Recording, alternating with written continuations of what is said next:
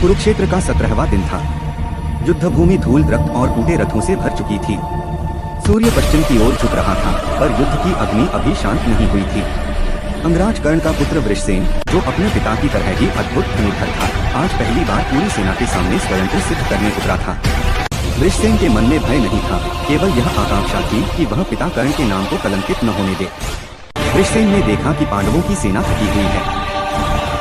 उसने दुर्योधन के आदेश पर आगे बढ़ते हुए अपने बाणों से कई महारथियों को पीछे हटने पर विवश कर दिया। उसके बाणों की गति और लक्ष्य भेदन देखकर कौरव सेना में उत्साह फैल गया। कर्ण दूर से अपने पुत्र को देख रहा था। उसके चेहरे पर गर्व था, पर आंखों में एक अनकहा भय भी। युद्ध पिता से पुत्र तक निर्दय होता है। उधर अर्जुन अपने रथ पर कृष्ण के साथ युद्ध का संचालन कर रहा था। तभी कृष्ण की दृष्टि वृषसेन पर पड़ी। कृष्ण ने शांत स्वर में कहा, पार्थ, यह कर्ण का पुत्र है, वीर पर अनुभव में अभी अधूरा। यदि इसे रोका न गया तो यह पांडव सेना को भारी क्षति पहुंचा सकता है।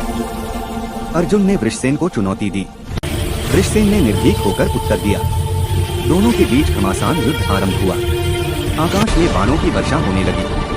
वृषसेन ने कई बार अर्जुन के रथ को लक्ष्य बनाया, यहाँ तक कि अर्जुन का ध्वज भी कांप उठा।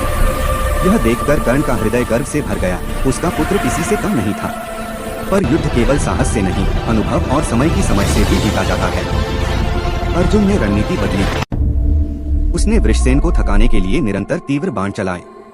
वृषसेन ने भी पूरा बल लगाया, पर युवा उत्साह में उसने अपनी रक्षा की उपेक्षा कर दी। एक क्षण ऐसा आया जब वृषसेन का रथ कीचड़ में फंस गया। कर्ण यह दृश्य सहन न कर सका।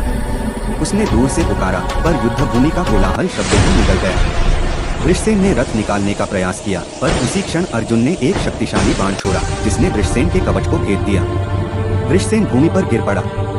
युद्ध भूमि में एक क्षण के लिए मौन छा गया। कर्ण का हृदय टूट गया। उसने अपने पुत्र को खो दिया था, एक ऐसा पुत्र जो अभी जीवन और यश की राह पर ही था। कर्ण ने आकाश की ओर देखा, मानो सूर्य से प्रश्न कर रहा हो, क्या यही न्याय है? अर्जुन भी क्षण भर के लिए